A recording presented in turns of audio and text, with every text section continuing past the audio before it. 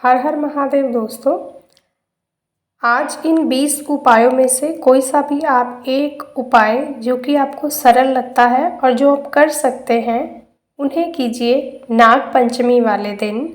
सावन के महीने में नाग पंचमी 2022 में आ रही है, 2 अगस्त 2022 को, दिन सोमवार।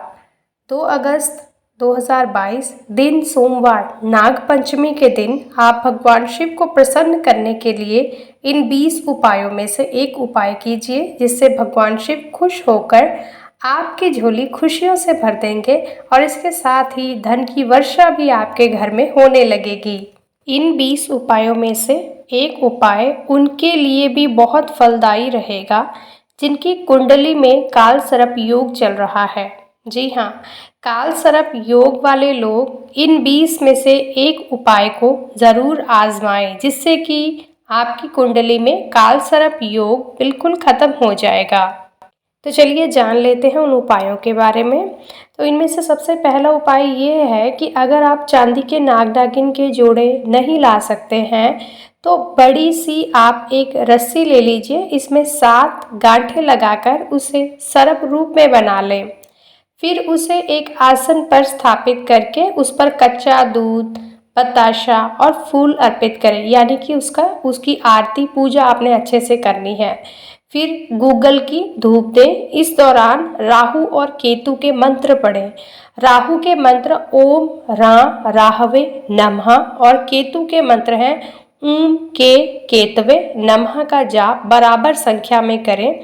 इसके बाद भगवान शिव का ध्यान करते हुए एक एक करके रस्सी की गांठ खोलते जाएं। फिर जब भी समय मिले रस्सी को बहते हुए जल में बहा दें। इससे काल सर्प दोष दूर हो जाएगा। या जिनकी कुंडली में काल सर्प दोष नहीं भी है, अगर वो इस तरह की आराधना करते हैं नाग पंचमी के दिन, तो भगवान शिव नाग पंचमी के दिन नाग की पूजा से बहुत खुश होते हैं, जिससे कि आपकी झोली खुशियों से भर देते हैं। तो चलिए जानते हैं दूसरे उपाय के बारे में। दूसरा उपाय ये है कि चांदी के 2 सर्पों के साथ ही स्वास्तिक बनाएं। आप थाल में रखकर इन दोनों सांपों की पूजा करें और एक दूसरे थाल में स्वास्तिक को रखकर उसकी अलग पूजा करें। सर्पों को कच्चा दूध चढ़ाएं और स्वास्तिक पर एक बेलपत्र चढ़ाएं। फिर दोनों थाल को सामने रखकर ओम नागेंद्र हराय नमः का जप करें। इसके बाद नागों को ले जाकर शिवलिंग पर अर्पित करेंगे और स्वास्तिक को गले में धारण करेंगे। ऐसा करने से काल सर्प दोष, सर्प भय और स्वप्न दोष जो होते हैं वो सभी दूर हो जाएंगे। तीसरा उपाय ये है कि नाग पंचमी के दिन घर के मुख्य द्वार पर गोबर, गेरू या मिट्टी से सर्प की आकृति बनाएं और इसकी विधिवत रूप से पूजा करें।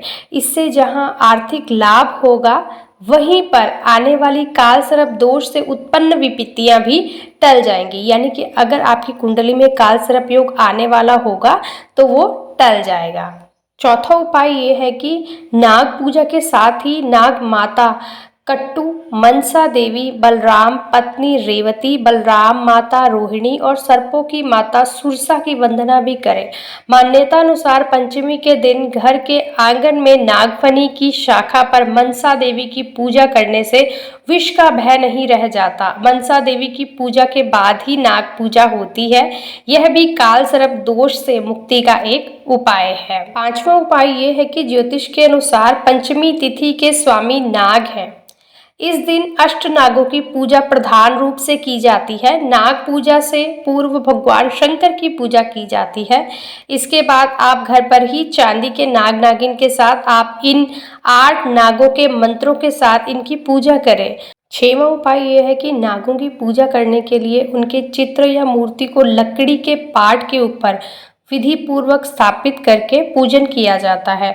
मूर्ति पर हल्दी, कंकु, रौली, चावल और फूल चढ़ाकर पूजा करते हैं और उसके बाद कच्चा दूध, घी, चीनी मिलाकर नाग मूर्ति को अर्पित करते हैं। पूजन करने के बाद सर्प देवता की आरती उतारी जाती है। अंत में नाग पंचमी की कथा अवश्य सुनते हैं। 7वां उपाय यह है कि आस्तिक मुनि की दुहाई नामक वाक्य घर की बाहरी दीवारों पर सर्प से सुरक्षा के लिए लिखा जाता है।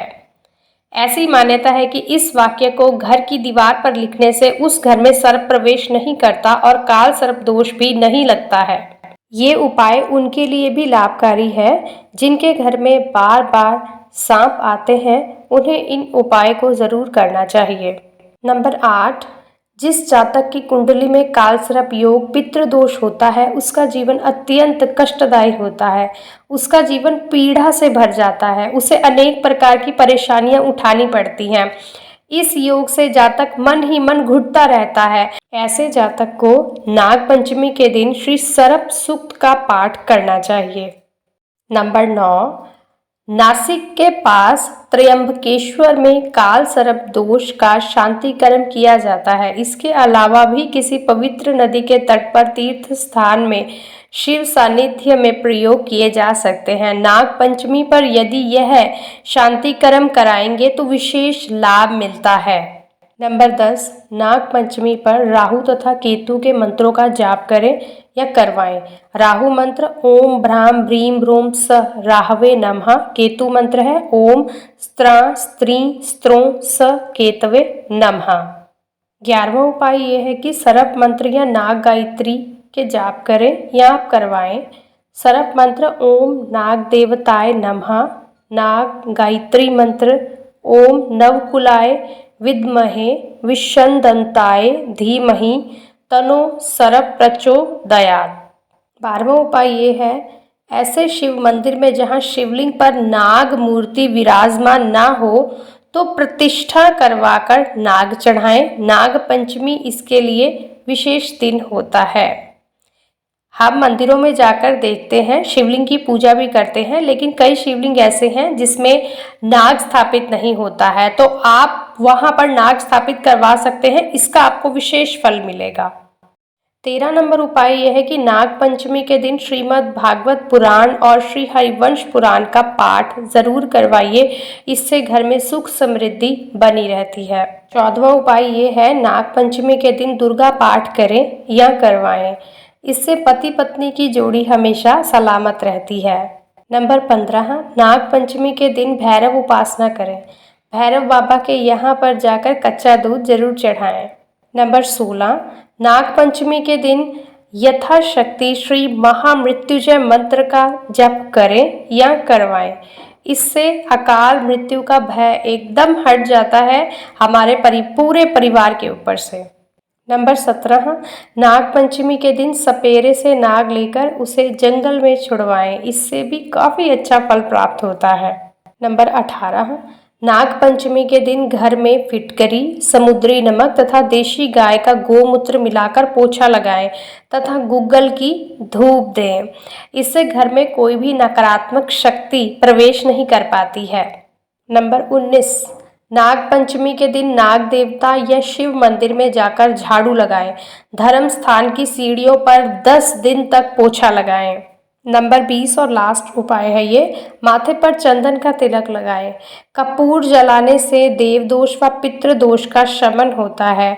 उम्मीद है आपको आज की दी गई जानकारी पसंद आई होगी। इनमें से अगर आपको कोई भी उपाय सरल सटीक लगता है जो आप खुद से कर सकते हैं, उसे आप ज़रूर कीजिएगा और उसके बाद शिव की विशेष कृपा का पात्र आप ज़रूर बनिएगा। बहुत बहुत धन्यवाद। Hope you like this video. Please like and subscribe the channel. इसके अलावा अगर किसी की कुंडली में काल सर्प दोष चल रहा है तो उसे हमेशा रोटी रसोई में बैठकर ही खानी चाहिए, नीचे बैठकर। दीवारों को साफ रखना चाहिए, टॉयलेट बाथरूम की सफाई हमेशा रखनी चाहिए, अपने ससुराल से संबंध अच्छे रखने चाहिए, पागलों को खाना जरूर दें, माथे पर चंदन का तिलक लगाएं, घर में ठोस चांदी का हाथी आप रख सकते हैं। सरस्वती जी की आप आराधना कीजिए, मंगल या गुरु का उपाय कीजिए।